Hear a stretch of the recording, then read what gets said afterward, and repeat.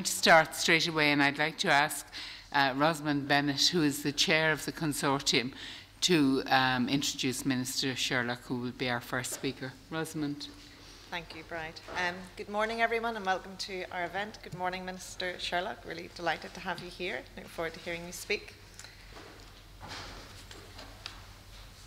A man has admitted murdering Irish student Karen Buckley, whose body was found on a farm 4 days after she went missing from a Glasgow nightclub. Alexander Pacto admitted repeatedly hitting Miss Buckley with a spanner and strangling her in his car in April. He then hid the body of the 24-year-old from Cork in a barrel. The woman who was found dead at a house in Ballymena, County Antrim, was Denise Dunlop, who was 32.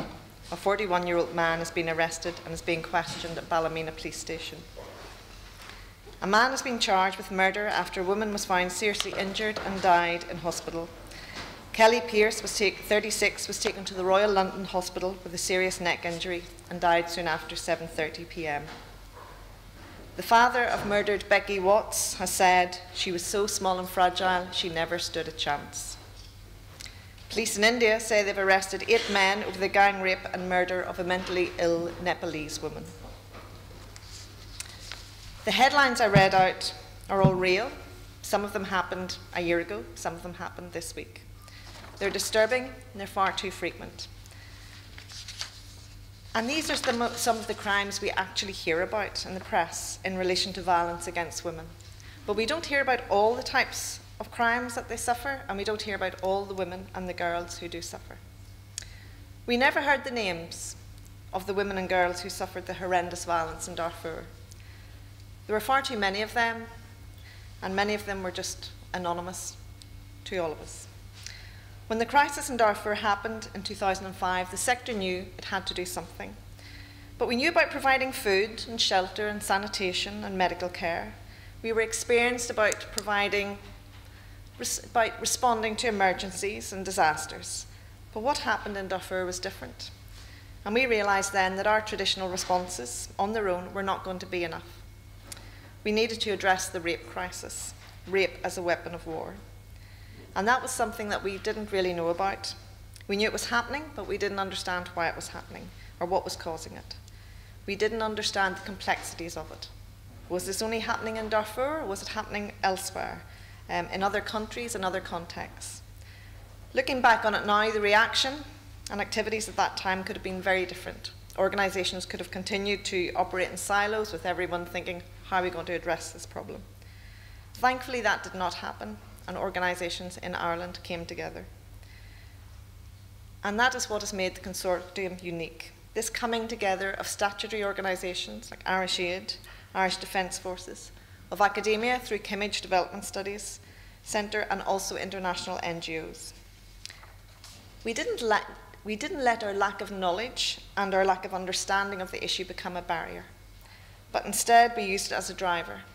And it was a courageous step, and it did mean collectively admitting our vulnerabilities and our lack of knowledge. It meant coming together to learn, to collaborate, and to share our knowledge. That in itself is an achievement, and not one that is often seen in many other sectors. The first few years of the consortium were an education to all members. It was disturbing to realise that gender-based violence was a worldwide issue and affecting people in every country during times of peace and particularly during times of conflict, occurring in both development settings and humanitarian contexts. It was even more distressing to realise that there wasn't a set of international best practice standards that we could draw from. We soon became aware that although we were not experts in all aspects, we could bring together our various perspectives and experiences and to build our capacity in the areas of expertise that we did have so we could mitigate against, prevent and respond to GBV. There was a strong collective sense that we needed to do something thoughtful, something sensitive, something that would be based on the principle of do no harm, something that would not be rushed into but handled sustainably and sensitively. And here we are, 10 years on. We've achieved a lot, we've learnt a lot, we've grown in experience and expertise, we've expanded in numbers, we've raised profile of the issue, and we started to build a strong, positive reputation. We've come a long way in those 10 years. We started off with a little knowledge, but a big heart. Our knowledge and skills have grown, but our heart has never beat stronger. We know that we still have challenges. We know that we still have gaps. Our work is not over. There is a huge role for the consortium to play, but there is a massive role that everyone can play, and that means everyone in this room, where each of us can stand up and speak out.